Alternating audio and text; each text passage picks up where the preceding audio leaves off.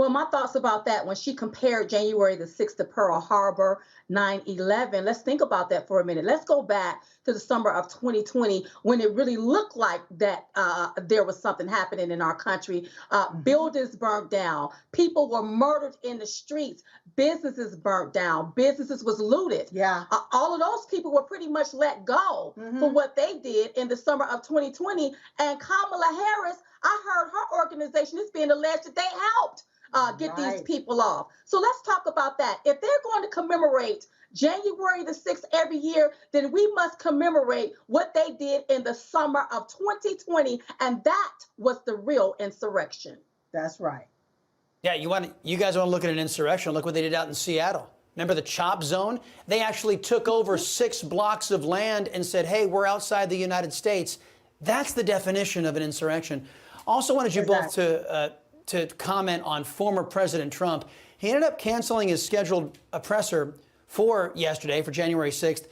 He listened to folks like Senator Lindsey Graham, who told Mr. Trump it was a bad idea, that, quote, there could be peril in doing it.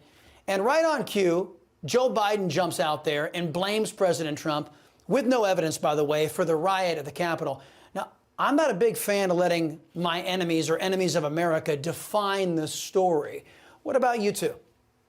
Well, absolutely. Not define the story, but I believe that Lindsey Graham, he should stop golfing with President Trump and go on about his business, because he don't care about President Trump. No, he is two-faced. He say one thing and then he go and do another. That's right. That's what I think. I think that President Trump should have continued on with his press conference, because now the only narrative that we get to see and hear is what the left, the propaganda that they put out. And what's sad about it, the American people feels like there is nobody standing up for conservatives, for Republicans. What the left has done is put a target on the backs of conservatives, making it look like that we are all these types of people, these terrorists. And that's untrue. It's unfortunate. And then when I look at Lindsey Graham, that's the reason why I refer to him as a deep state snake. He do not have the best interests of America at hand.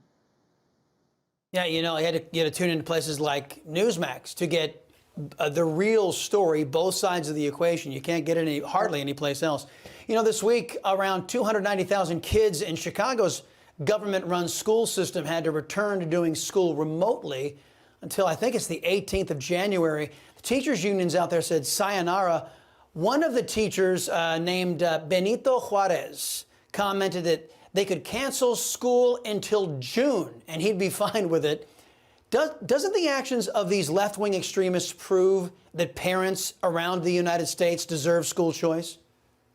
They do. Yes. They do. They need to be given vouchers, so that they can send their children to a private school, like a lot of these teachers that want to sit at home does. That's what they need to. You know, I think it's a sad day in America when you have the teachers bailing out on the student. Think about that for a minute. Yeah. You're bailing out on children. You are the professional. Your job is to teach, but you want to do it from the comfortability of your home. But during the holidays, wasn't you out shopping? Wasn't you going here and there? In the midst of Delta, when the virus was really high, everybody was catching it and getting really, really sick. They were still in school teaching.